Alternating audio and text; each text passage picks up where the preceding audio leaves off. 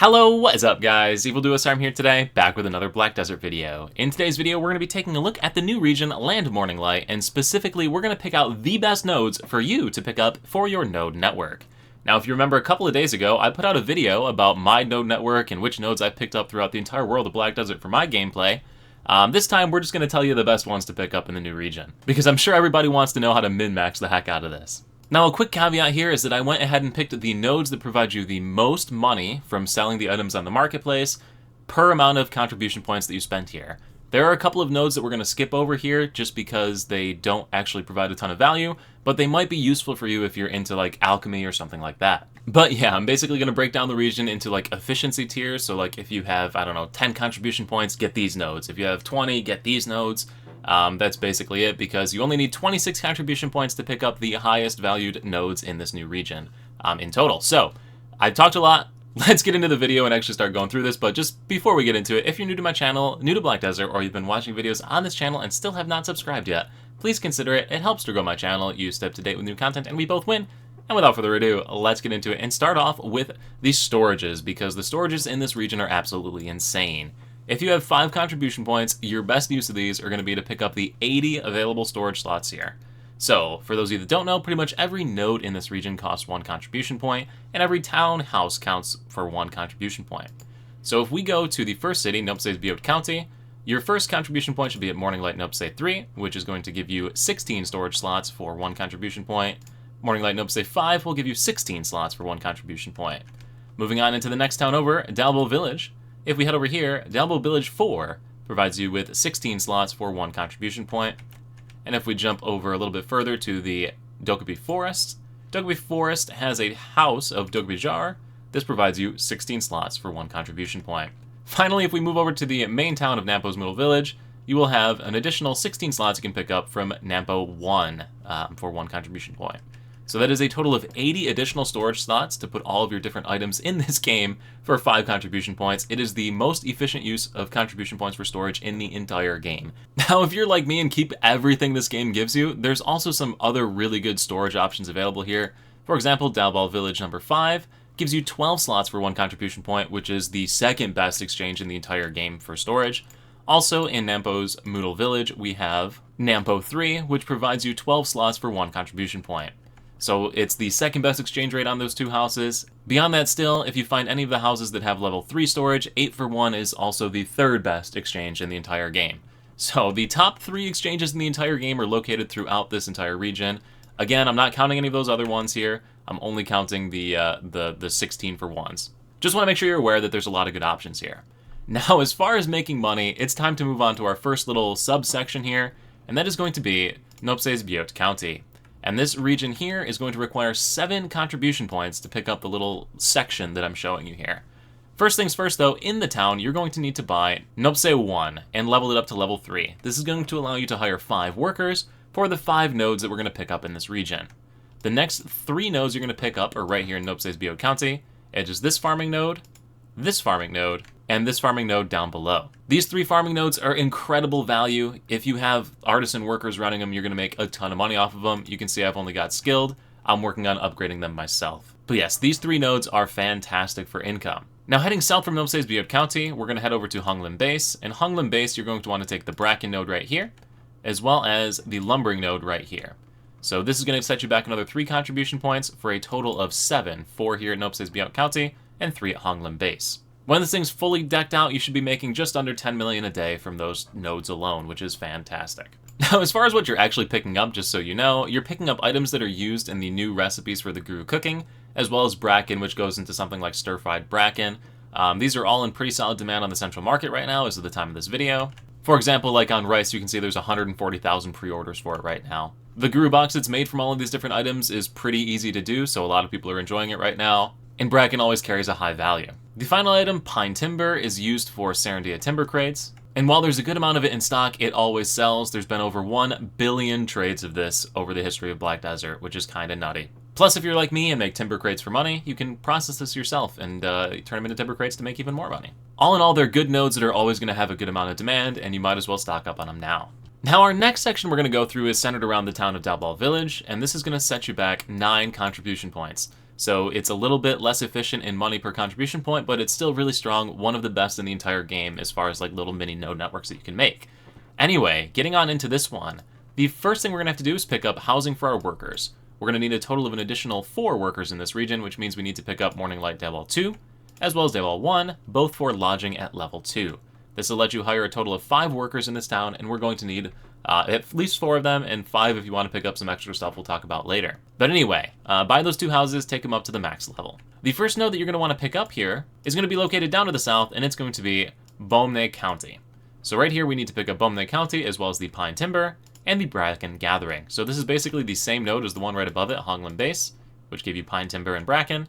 It's basically the same thing, similar income, really solid node to pick up. Now moving up from here to the north, we're going to want to pick up the node located here at the Bari Forest, and pick up the Cedar Timber node. This is used for the Calpheon Timber crates, and it again is always in high demand because Calpheon Timber crates are one of the best crates in the game.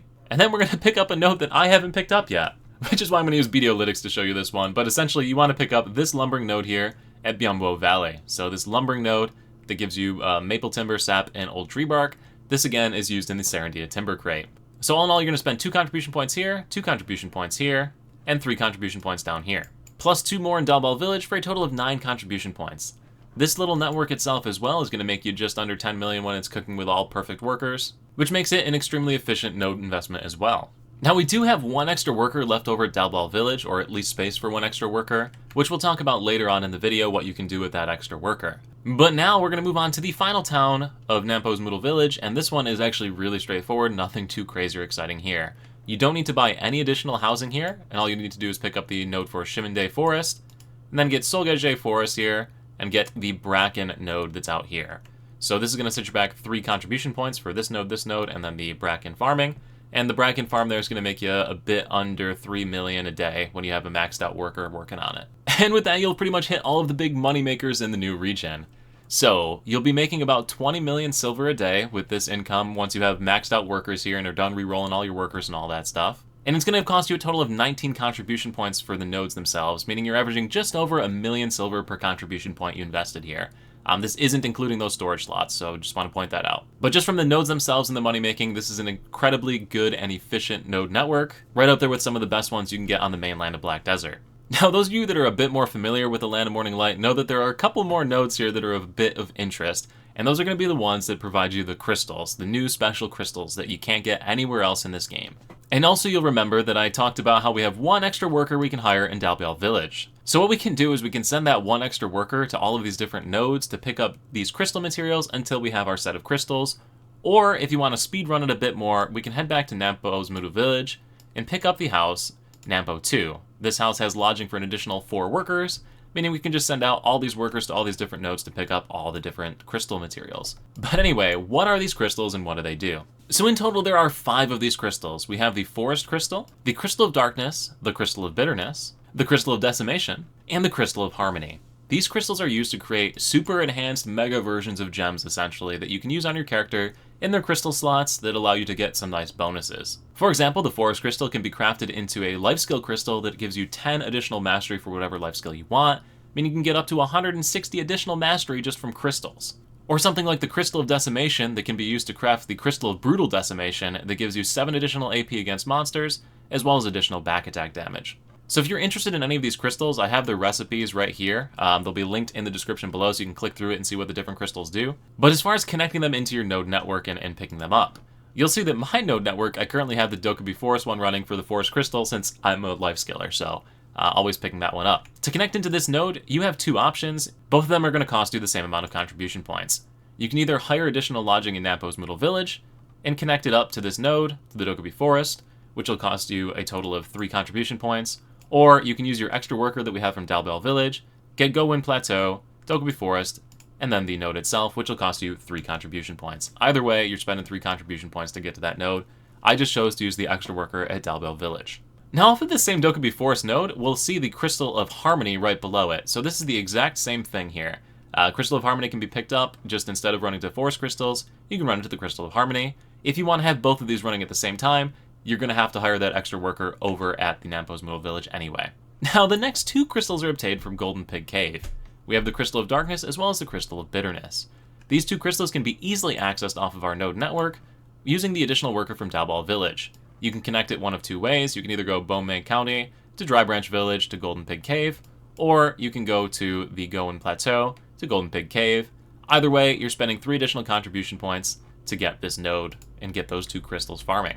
Now the final crystal is the Crystal of Decimation, which I don't have that node unlocked yet, but it's up here at Dalbeol Village, right here above Dalbeol Village. Again, this is a pretty straightforward connection. We're already connected to it for the maple timber here that we're getting, so just add another worker here for the Crystal of Decimation. Again, if you have the extra worker at Dalbeol Village already, you can send them up there without having to connect any additional nodes and start picking up those crystals. Now, all of these crystal nodes have a pretty low drop rate of the crystal that they have. For example, the Forest Crystal node I've been farming here for like 2 weeks. I've only gotten 1 of them out of it, so definitely going to take you some time to build some of these up, and for that reason, they're kind of a bit RNG to the amount of money they make, and I didn't want to count them as far as like income nodes and put them into this little video that I'm making here. I just want you to be aware of them. These crystals have insane profitability though if you can hit them pretty regularly. For example, the Decimation Crystal right now is going for 805 million silver on crafting. And they are coming down in price right now, but still a pretty solid profitability there. You can use the calculator on BDO Codex to see how much money you actually make if you hit one of these crystals of Decimation, and you'll see that the profit is 600 million silver.